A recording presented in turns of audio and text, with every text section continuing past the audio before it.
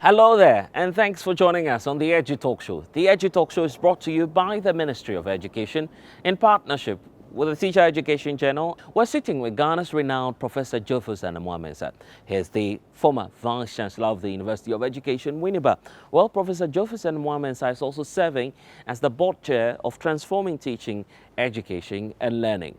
Guess what? He is also the Chairperson of the Secondary Education Strategic Committee. We talked to him about the reforms taking place in Ghana's secondary education sector. Be my guest. We discuss that after this break. This is the Edu Talk Show. We'll be right back.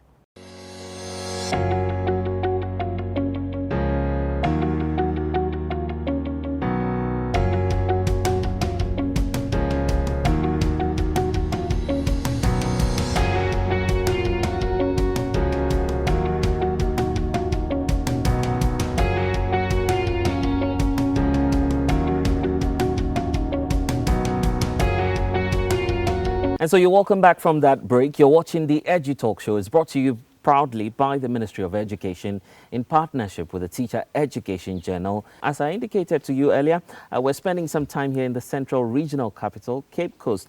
The serenity of it explains why my guest loves this place, and I'm talking about Ghana's renowned educationist, Professor Jophus Anamuah-Mensah. Prof, it's such a pleasure to be having you here on the Edu Talk Show. Welcome to the show. Thank you very much. We'll talk about why you love to be around here, not in a crowd. But let's start off by talking about our education system. What's your assessment of where we are now as a country? I would say that we're not doing well at the moment. Attempts are being made, but we're looking at a couple of years or maybe a decade ago, the way our students are performing does not really reflect what we should be able to do. We have a system that does not really really project the learning that we want to see in our students. And most of the students are also not being introduced into situations where the pedagogy will enable them to really, develop the critical thinking and analytical skills that we want to see in our kids. It's not there, So there's a long way to go, but we need to start from what has been started now, with the reforms in basic education and so on. We are hoping that when the teachers are motivated and excited, we'll see major changes coming on. Prof, where did we go wrong? Well, you're looking in the past and you will see that we had an education system that Nkrumah started, and then there was a coup d'etat, and most of the education structures were turned upside down, right. And we can see that every government that comes wants to change education, and doesn't want to continue with what others have already started. We need to guide our education with evidence, research. If research is not there, we can do whatever you want to do. But if we have a research that tells us that this is the way, that when you pass by this way, you'll be able to achieve what you want to achieve. But normally people come with their own impressions or perception of what will make Ghana better, And I don't doubt that. I think that is good, because reforms are situations where policies and changes are brought about in order to address peculiar situations in the country. Right.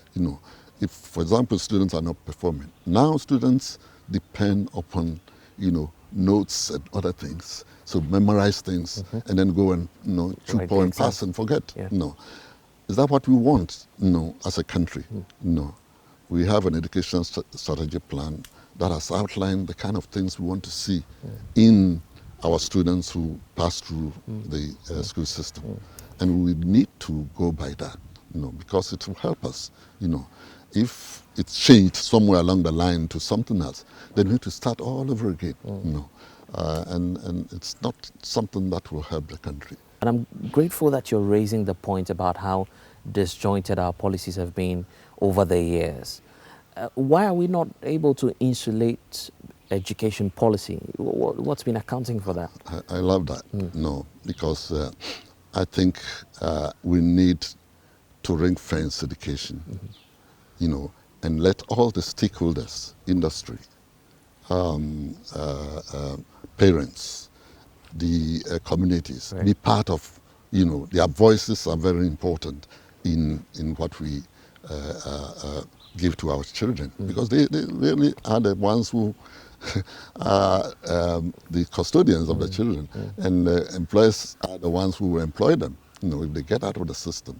So the employers have a say in telling us that, no, this way, I think if we do it this way, we'll be happy. We'll get students who we can employ, and so on. So that's something we need to take into consideration.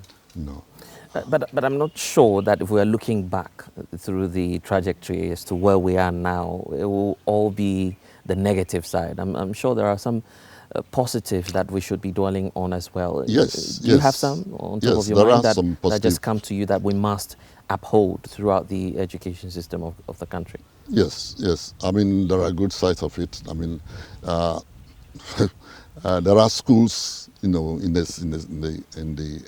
country where you can see, there's a lot of good progress being made, and I think that it's because of something, the leadership and supervision.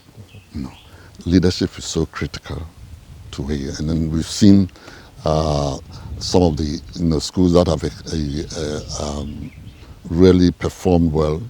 You see that it's the leadership plays a good role, in this. If you take the secondary schools, for example, you have, the Achimotas, the Blessed Sogahs, and so on and so forth. And it's leadership. I know of somebody who was went to a failing school, and she turned the failing school into one of the most, subscribed schools, because people want to go there because there's something different there, So we've seen some of these things, and I think they're good, But on the whole, if we cannot get more than 20% of our children, to pass through senior high school into university, then we have a problem.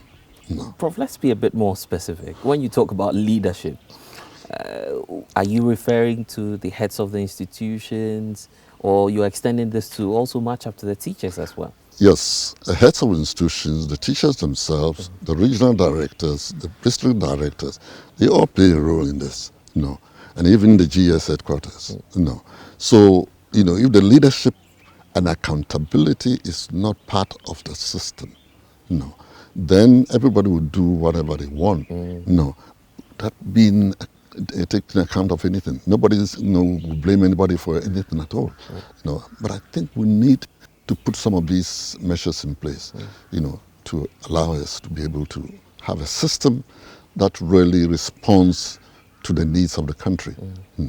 Ghana wants to be in the middle income group, and it's aspiring to do that. Yes, that's great.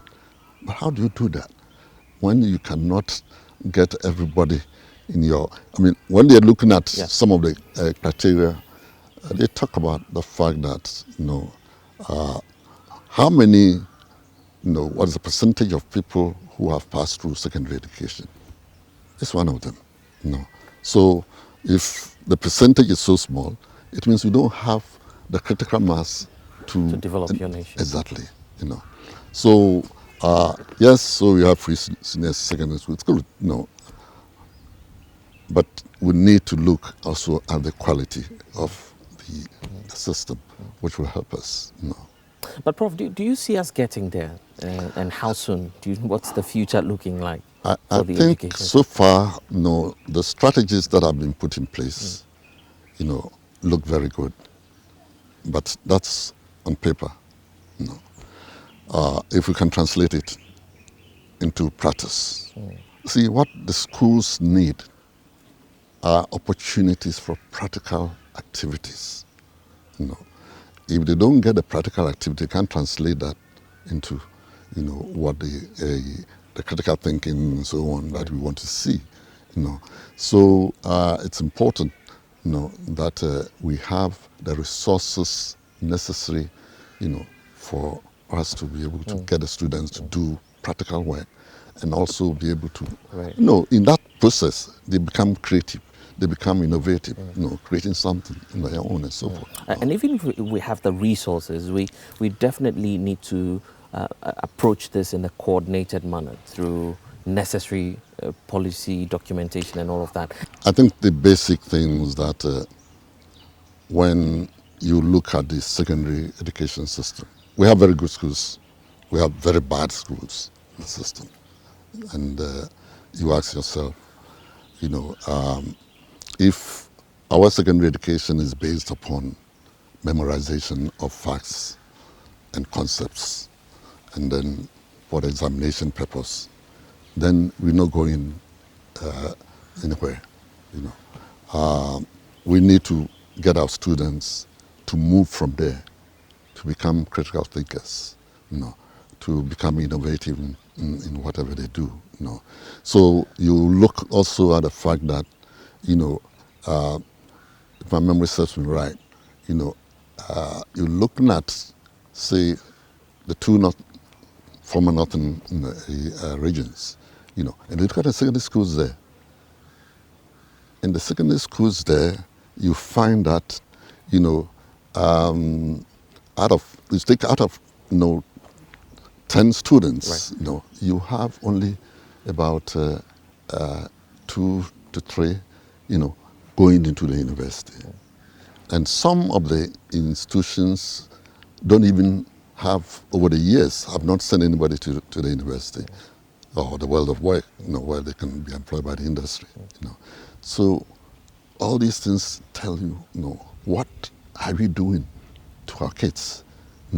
Should our kids go through the secondary education system and come out not being able to further their education, not being able to have the skills that can be employed, or be a responsible adult? It's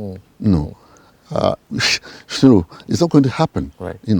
And then we see that, the teachers themselves, are propagating this, because they are teaching to the YWASI exams, so they have to do everything to cover the syllabus, whether it is overloaded or not. You have to cover it.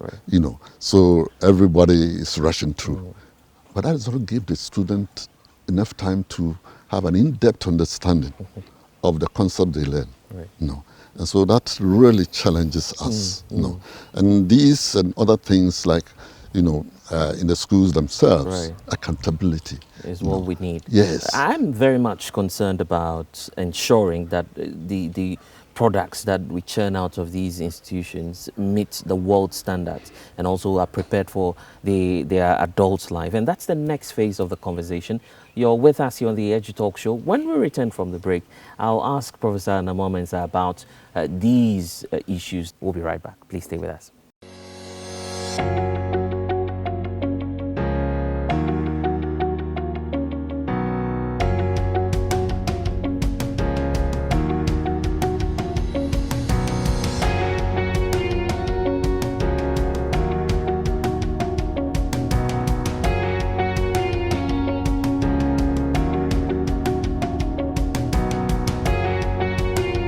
And thanks for staying with us here on the Edu Talk Show. The show is brought to you proudly by the Ministry of Education in partnership with the Teacher Education Journal.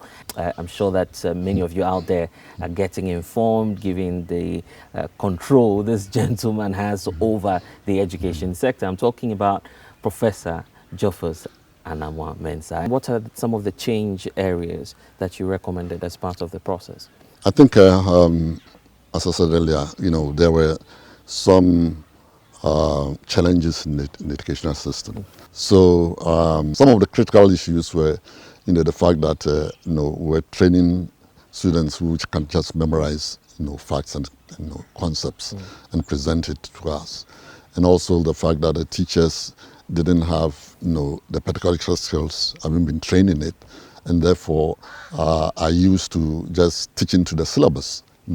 So all these things were not acceptable to us. We thought that they really do not help the country to develop the kind of human resource that we want.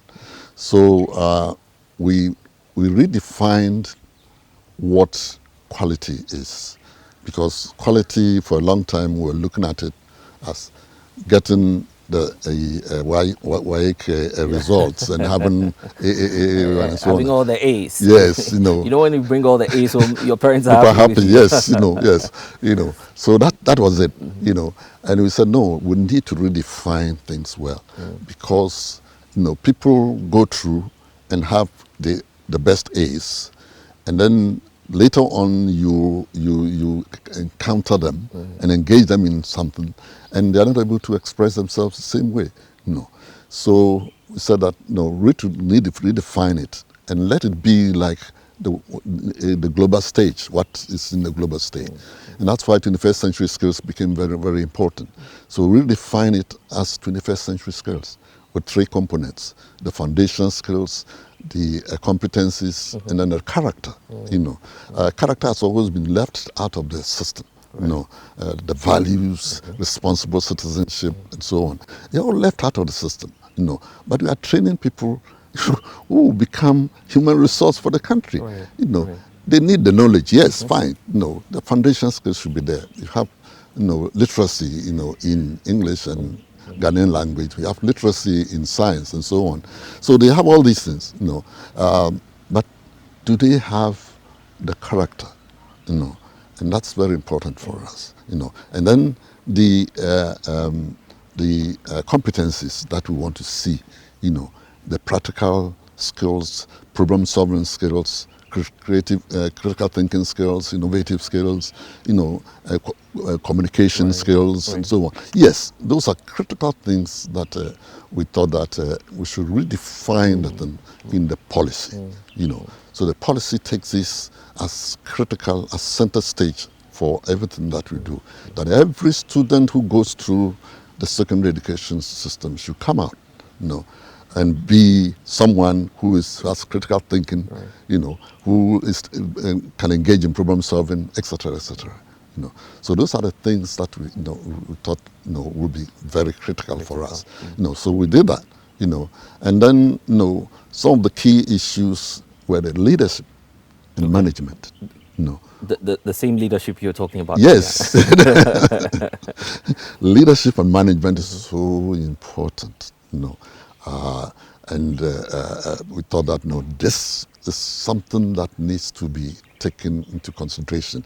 People are put into situations as heads and so on without any training. They just are put there, maybe just general things about how we should run your school at all.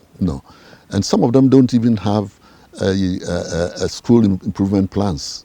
Because you need a school improvement plan where your vision, your mission, your core values and other things are there, to guide you. And if you don't have it, it means you're just going through the system. So we thought that this is very important. And then issues of accountability. It's also so critical. When people should account. I want to see, for example, that the regional director of education or the district director of education will meet the community and tell them that, hey, this is what's happening in our education. Which rarely happens anyway. Yes, it doesn't happen, but it should happen. It should happen. Why shouldn't it happen? I just don't understand. They are the managers of education. They should account for this. They should go to the schools and find out, what is happening in the primary schools, what is happening in the KG, what is happening in the secondary school. And then come out and then let the people say something about it, because it's their future. And sometimes we need to aspire to the very top. If we say that, let's more brower, let us do this. We're not going anywhere. Let's fly to the sky. If you are not able to reach there, we know that you have reached a certain point. Let's move the next step. No, if you don't have it, you cannot, really, stimulate your own people. If you tell your people you can become somebody who can produce a robot that can send people to the sky, to the moon, they're excited. The kids want to do something, Right.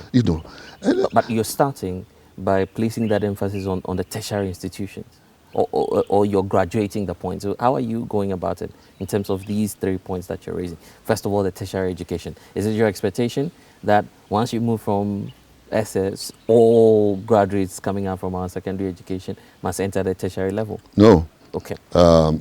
we believe that, graduates coming there, people have different aspirations. People have different needs and so on. So what is happening is that some people will go to a tertiary education. Okay. That's fine. Others will go into the world of work. Right. Maybe through the TVET system into the world of work. Others will go through, will just come out and say that, yes, I want to be on my own. Okay. And set up something. So, and by going through the system, we believe in that, individuals will become also responsible adults, because they will have the character, they will have the skills to even learn on their own, because when you are out of this, you are not in secondary in the university, it doesn't mean that that's the end of the day, because there are opportunities for you too. So looking at the world stage, and every curriculum at that level is looking at people who can communicate very well, who can be innovative, who can be critical thinkers, and solve problems, the ordinary problems of the day, So we had to redefine it that, no, it's not only looking at the grades, but also looking at the competencies they come out with, So we just use that as a basis for it. For launching. Yes. And that's where I want to bring in the new education curriculum. This is a strategy that you are adopting for the entire sector. Yes. In fact, the writers that were assembled, they were taken through the process of integrating 21st century skills in the curriculum. They were taken through the process of introducing gender equity and social inclusion, because there are so many people being left out, into the system. They're taken through the process of using ICT in education. Now that teachers have laptops and so on, how are they using it? Right. Unfortunately, the most recent data, seem to indicate that the teachers They're not they are keeping that thing in their homes, and so on. They are not using it the way it should be used, and that means they need training, how to use it. Right. It's not just getting the laptop, but using it. Using it. Yes, they've been trained to how to use it. Prof, that is bringing up this critical question. We need to go, but I want to have your thoughts on that, because the success will be dependent on the stakeholders. Yes. What's your expectation from the stakeholders? We know that it's difficult sometimes, but what we have in place is to have a continuous professional development in schools. So in each school, we have the head. The head is the main instructional leader. Right. Yes. So he's going to organize the continuous professional development of these teachers. So every week they go for professional development. So gradually, it's not like the old system where, you gather a few people, train them as master trainers, and then send them Allow to them to be in the system. It hasn't worked. It doesn't work. So in situ training, Right. makes a difference. So we're using that. Because it's from research. It's not from anywhere else. It's from research. We're using that, and I think we use that in colleges of education, and it worked. College of education now, it's part of their normal way of confronting the curriculum. They go there every week, and they go through the system. You know. Indeed, change is taking place and it's happening with the change makers. Professor Jophus Anamuah-Mensah, thank you for talking to us here on the Edu Talk Show. I promise I'll be back here in due course and we'll have a nice time. You're but welcome. for now, viewers, that's all we have for you in this special package. I hope that you've been educated and informed. This show is brought to you by the Ministry of Education in partnership with the Teacher Education Journal. We'll see you again next time. Bye-bye for now.